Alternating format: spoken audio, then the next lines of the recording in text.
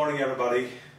On this day, recognizing the lives of Saints Timothy and Titus, we invoke their intercession as we prepare to interview our illustrious Deacon, Deacon Freddy Mireles, from St. Joseph Honey Creek Catholic Church.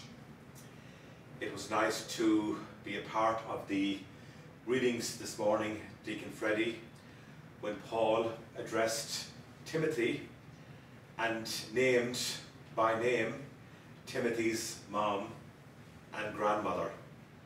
So this is a time to remember our own mothers and grandmothers, living and deceased, as we recall this beautiful celebration dedicated to St. Timothy and Titus. As I said earlier, our illustrious guest today, a man well recognized and well known in our parish, throughout the state of Texas, in Massachusetts and beyond. I had the privilege of being with Raquel, his daughter, this past October during my visit to Massachusetts, and we had a beautiful lunch, traditional fish, salmon, cod, everything you could name. Raquel and I had a beautiful lunch together. Thank you all, ladies. Thank you all. So we have many topics to discuss today, and this is a time to remember the soul of Larry King, an outstanding interviewer in his own right, beginning with CNN, during the inception of CNN as a station, and he certainly made his mark interviewing so many people from all over the world, near and far, famous and not so famous. And his key to interviewing was to be spontaneous. The less research, the better beforehand. That, to him, was a successful interviewer and interview. And as you know, we come here every Tuesday, and we come in raw, without necessarily doing any professional or in-depth research of our topic or our guest. So we certainly are following in the footsteps of Larry King, and may God rest his soul as we recall his life during this interview. Deacon Freddy, welcome. Thank you. Freddy, who are you, and how did you find St. Joseph? Okay. My wife Janie and I are originally from San Antonio. And then I went into the military, learned electronics. Then I wanted to continue with that, so I ended up in Houston to go to U of H there to continue that studies in electronics. But I needed a job, so I ended up with Shell Oil. And that's where my true calling came in. And because of that, I learned a lot of geology, geophysics, petrophysics, and other things that are out there having to do with the oil industry. The deepest well that I ever worked on was 27,500 feet. That's almost 5¼ miles down. So, and then after that, and like anybody else, you get laid off, you think that's going to be your main job. And so then we, Janie and I, way back then, wanted to come back to San Antonio, not real close with the family, but yet close enough. So we bought property here back in 1980. So when we had the layoffs, we ended up back here in 1993, and so then here I am in St. Joseph because of that. And at that time, I needed a job. Thank you, folks. Thank you, audience. I then started working for the Edwards Aquifer Authority. So now it was, instead of oil, it's water. And so everything that I learned at Shell transitioned into the water industry here in the San Antonio area. So I work with Edwards Aquifer Authority in protecting and the study of the Edwards Aquifer. Again, now this is water issues related, so we deal with streams, creeks, rivers, dams, water wells. And so, the areas we covered was from just this side of Utah all the way over to Brackenville at west of about 150 miles west of San Antonio, and all the way up to Rock Springs. So I'm very well versed in the area around here, the geology and so forth. So because of that, I know a lot about the water issues here that pertain to our area and all that. So that's who I am. Beautiful, Freddy. You know, we're not as privileged and blessed as city parishes who don't have to worry about water and water flow, water consumption, etc. Living here, you know, in a rural parish with our own, you know, well and wells, we have had many challenges with water and water wells, especially over the last 18 months. Help us understand, Freddy, as parishioners and as staff, what we are lacking when it comes to the professional maintenance of water and water wells. What can we do better? Okay. First of all, when this particular well was built, it was drilled, built and drilled right about the time for the new church, when it was being built. The church is on top of the old well, so there was the old well was blocked off, and the new one drilled. Well, when it was drilled was back in 2002, and if you remember, at that time, that was about the time Canyon Lake and Medina Lake overflowed. So all the subsurface was full of water. So when they drilled down to about 340 feet, they saw a lot of water, and they thought, well, this is it. We don't have to go any deeper. So they stopped, which is not correct. They should have continued on to the traditional areas, which would have been another 150, 200 feet deeper to get good, solid water in the amounts that we need. So right now, consequently, then we only draw about 5 gallons of water, which is what everybody does around here. But in this case, and see if I can explain it really easily here, the pump we have, and because of the electronics we have, it will pump for about 30 minutes. And then the sensors on the equipment detect that it's running, the reservoir is running out of water. So then it'll stop the pump. So by that point, we've already pulled out 300 gallons of water. And then it'll recover within 10, 15 minutes. It recovers and it starts again for another half hour. So that's how this well works, which is not typical. But because of the way the electronics are put in, we can do it. And so in about 3 days' time, 2.5 to 3 days, our tanks get full. And so it's not the best system, but it works. The recommendation is that we go back and drill a new well, close the one we have, and drill the new well to the appropriate level that should be for our area.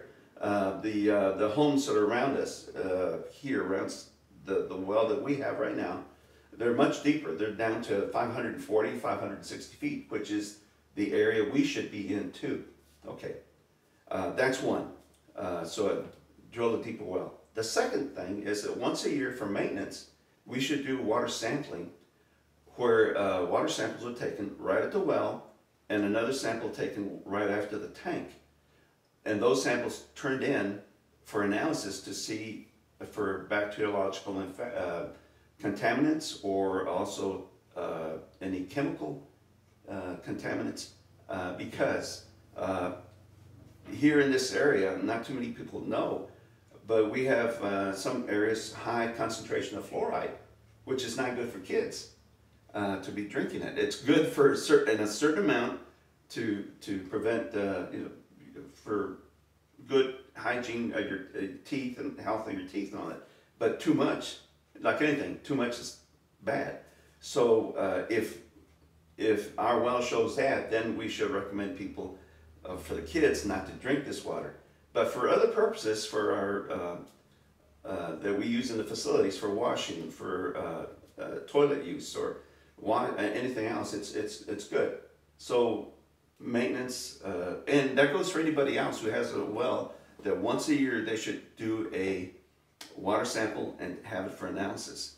The other thing that we have here that's really good for maintenance is that we have our own chlorinator, and as soon as the water comes out of the well, it goes through the chlorinator, and then it goes into the tanks. So the tanks themselves get chlorinated in the process. And then from that point, it comes out and it goes through a softener before it goes to the whole campus. So, so what we have is good, but we could do better. So Freddy, has this parish engaged in yearly analysis of water sampling over the years? Not to my understanding. No. No. Now, I live on property. The water I use for shower, you know, for even making coffee, I have been using. Yes. Is that safe to use? Yes. Even without annual testing and sampling? Yes, by virtue of two things. One is that it's being chlorinated. So the chlorination itself will kill any bacteriological infections in there. So, but you want to know if you're being attacked. So that's one reason, because then if you see it coming out of the well, then we need to do a sterilization of the well hole itself. And that you won't know until you catch the water before it goes into your system. So that's one. So when was the last test done, do you know? No, I don't know. Not for chemical analysis. So how do we start that process? We just identify there's many different labs here in the San Antonio area, and they will, you just contact them and that you want this done, and they will bring you the sample bottles to use, and they will give you a procedure on how to do that. And this goes for any other people around here, households, and they can do the same thing. You contact one of these laboratories and tell them you want a water analysis, and they will give you the sample bottles and explain how to do it. So Freddy, as of now, I task you and Sheila to start that process immediately. Okay. Yeah. For water analysis. I'd rather err on the side of caution than continue without annual analysis of water. Thank you, Freddy. Going back to oil business and Shell, you know, what a transition from the oil industry to the diaconate. Yeah. How did the diaconate come about, and tell me about your own discernment, you know, in that process. Okay. That's been something in my life since I was a teenager. Just transitioning from a teenager to a young man, and then going to the service and all that. I was an altar server. Then when I getting older, then I started helping out in the different classes with different kids for Sunday school and all that. But back then it was under different names. This is back in the 60s and 70s, so things have changed. So I used to help a lot then. Then I became a dad, had to work and all that, so I was limited in time, and I missed out on all that. So once we moved here to St. Joseph, then I had more time, and so I again invested time in the parish, and then started helping again with adult faith formation with the kids, in different areas. One of the older deacons here, Deacon Ken, asked me if he invited me to join, so I did. But truthfully, once I was in, and I'll tell everybody, after the second semester I thought, no, this is not for me. And so I was at the house in my TV room, and I was already, before I write a letter, and I was going to write a letter to the bishop thanking him for the invitation to be part of the formation, but I thought, this is not for me. Well, I have to form it in my head first, and I was doing that, and then all of a sudden I heard my name said. And there was nobody in the house, nobody in that room, just me. So I turned around and there's nobody there. So okay. Well then, a month or two later, I'm here at the church and I'm ushering. And in my mind, I was thinking, oh, I just heard that, that's not true. And so once again, I started formulating in my brain, how am I going to write this letter? And so it just happened that day, Sunday, there's nobody in front of me, and nobody behind me. I was just me by myself back there by the baptismal font. And I'm having these thoughts, and then all of a sudden I feel somebody hit me on my shoulder, and it knocked me forward. So I turn around to see who's hitting me, and there's nobody there. So, Holy Spirit. Amen. So the only thing I'm thankful is that he didn't kick me in the butt. But after that, yes, I know, and so here I am. Beautiful. And we are so blessed as a parish to have you here serve our parish community, Freddy, you and Janie and the family. You mentioned Deacon Ken Nichols, and this is a time to recognise Deacon Ken and the many, many years of service he gave to our parish here at St. Joseph. Our parish is truly blessed to have had his presence and his ministry. We know he has many health challenges, so we wish Deacon Ken and Vicky every blessing throughout this new year, especially in these fragile times of COVID-19.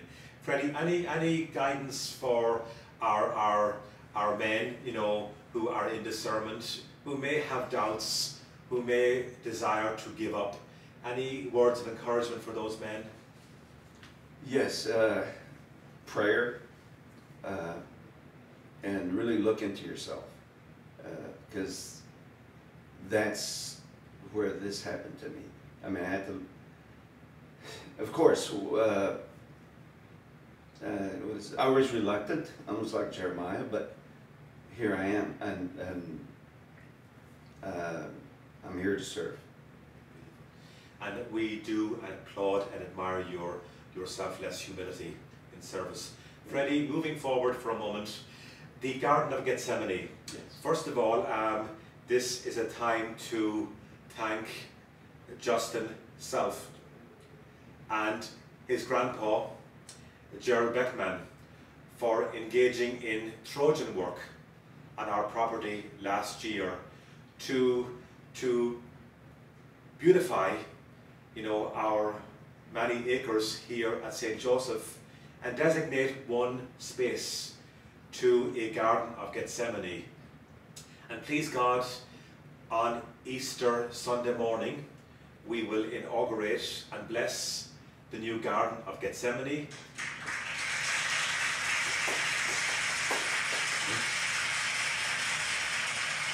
Thank you, audience. You are an amazing audience.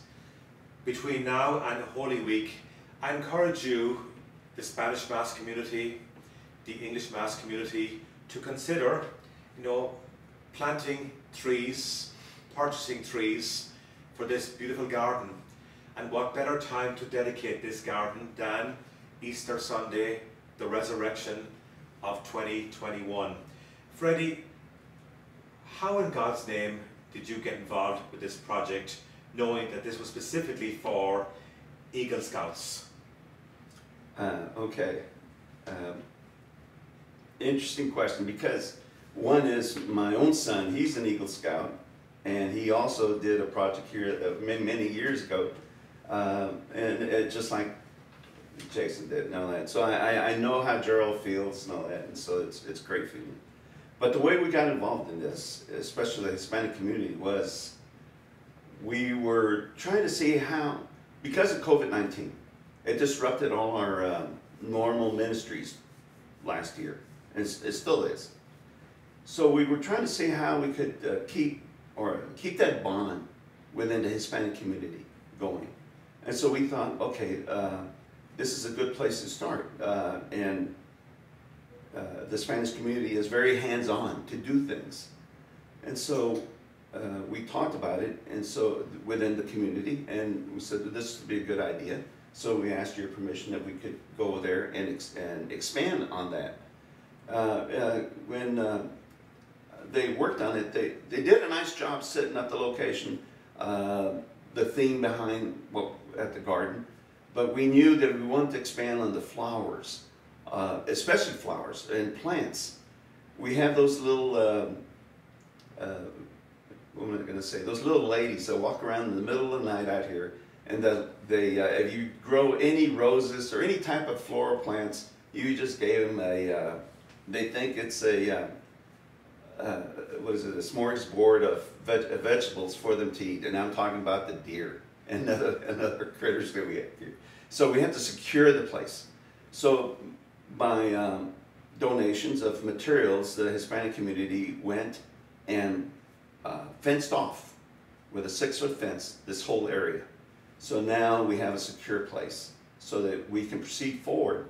And then I went ahead and requested funds so we could buy some trees, olive trees. We did a little research on the actual Garden of Gethsemane and found out that there's only 8 olive trees right now there, so that's where we bought 8 olive trees. And these trees are hybrids that are made to be able to grow in this locations with the freezing rain and the snows that we've had. And this past snow that we had, they did good. Their plants are good. And we've seeded the area with some winter grass, and right now if you go up there, you'll start seeing that the ground is turning green. So it's having a nice look. And then also with the this passing of the Christmas season, we've had a lot of the poinsettias, about 100 or so plants of those, and those got planted up there at the Garden of Gethsemane too. So now we have some color in there.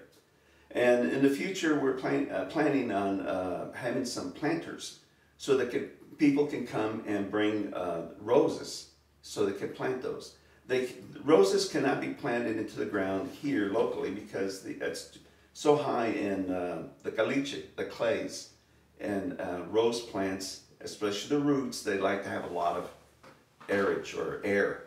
So it has to be rich soil and a lot of sand so that they can breathe. So there's a lot involved in this, and there's so much more to do. So, but it's coming there online. It's getting there. So it's something we've done, and I'm very proud of the community that's come together. And what I mean by that is that you just ask for help, and there it is. They show up. Last time, this time with poinsettias, there's an example.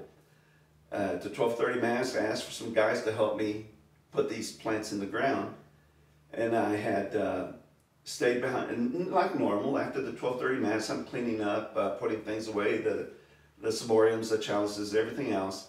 And I told that meeting there afterwards, just go home, get a snack, come back. Well, just as soon as I finished with the church, I went up there, and there's guys already working there. So that's what I mean, that they're very hands-on, very fast.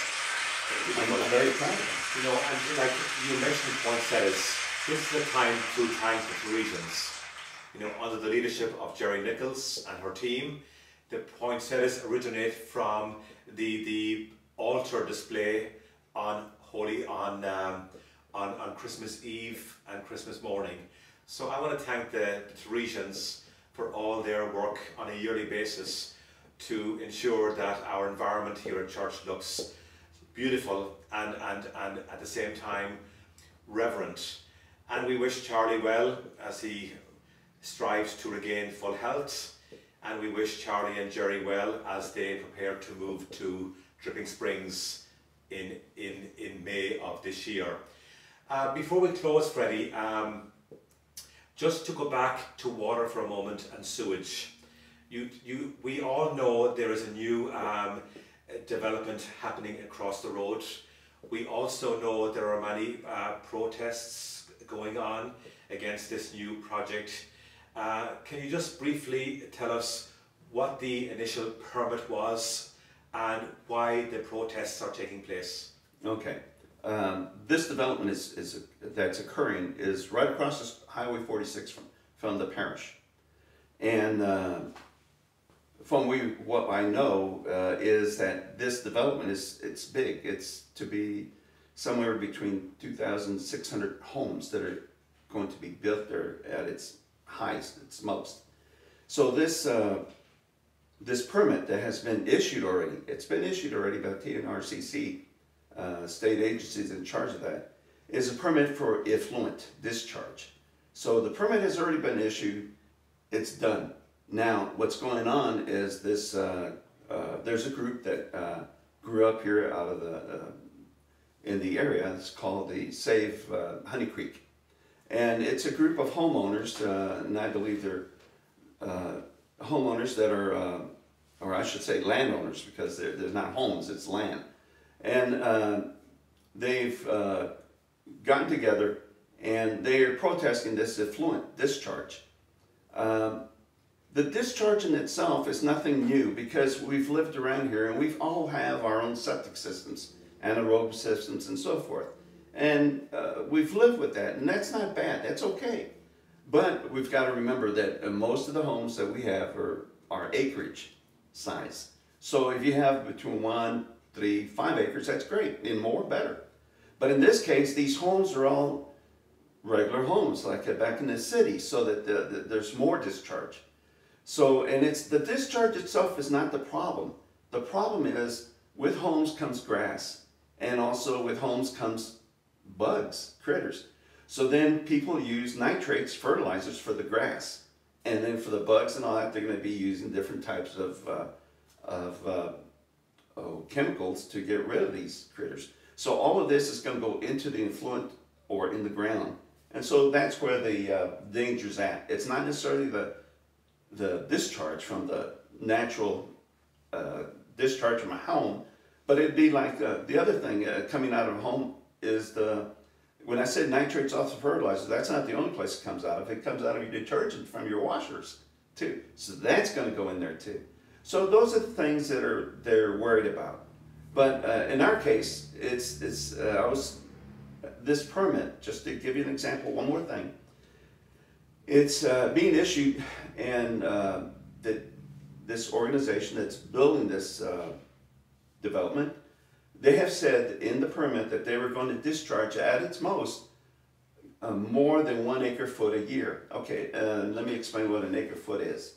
An acre-foot of water is like a football field with 1 foot of water. Okay, another way to describe it is, if you've been to these swimming contests or where you go and it's an Olympic-sized pool, it would be an 8-lane Olympic-sized pool, 9 feet of water, and it's 25 meters, so 75 feet.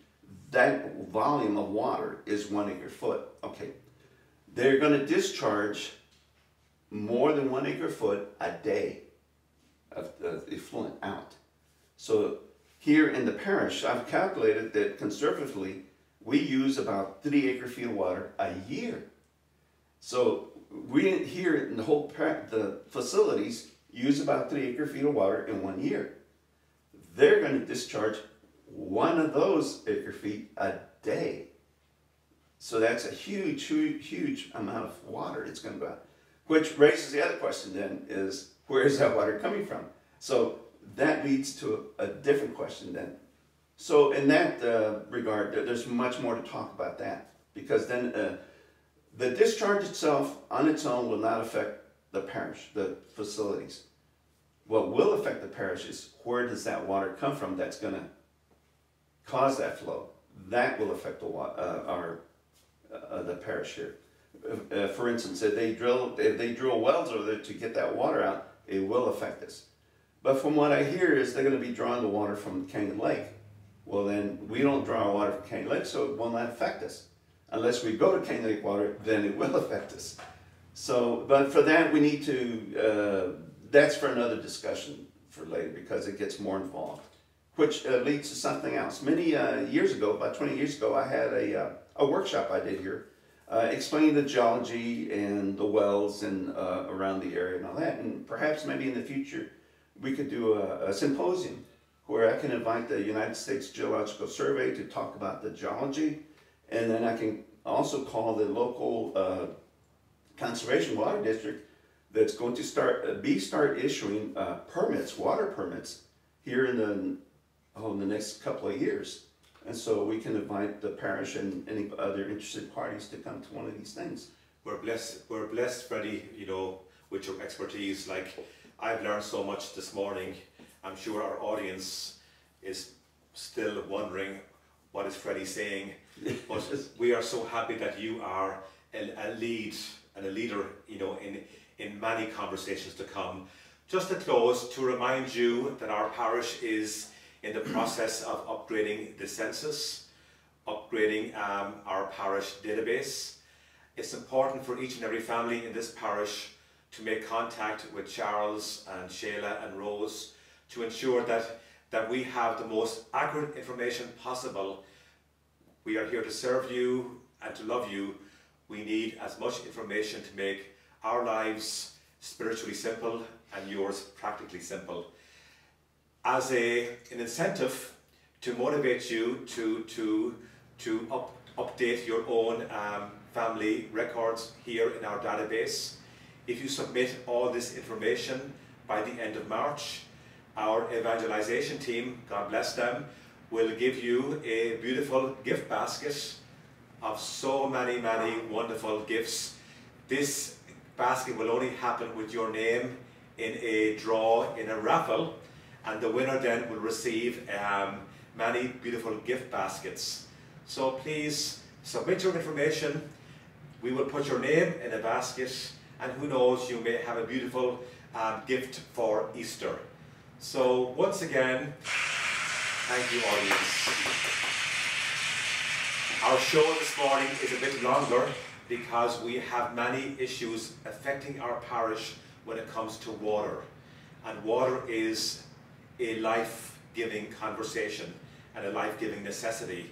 So we felt, you know, in conversation with my production team, we would go 10 minutes or 15 minutes over to ensure that we had the adequate information put out there possible. To close, as I said earlier, today is the life of St. Timothy and Titus. There's a beautiful line in today's gospel. The Spirit you have received at your ordination. Now is the time to ignite that flame. The Spirit you received at the hands of your bishop. Now it's up to you to fan the flame. So as we leave you until this time next week, may the spirit of your own baptisms be inflamed this coming week. Through Christ our Lord. Amen. God bless you and God love you.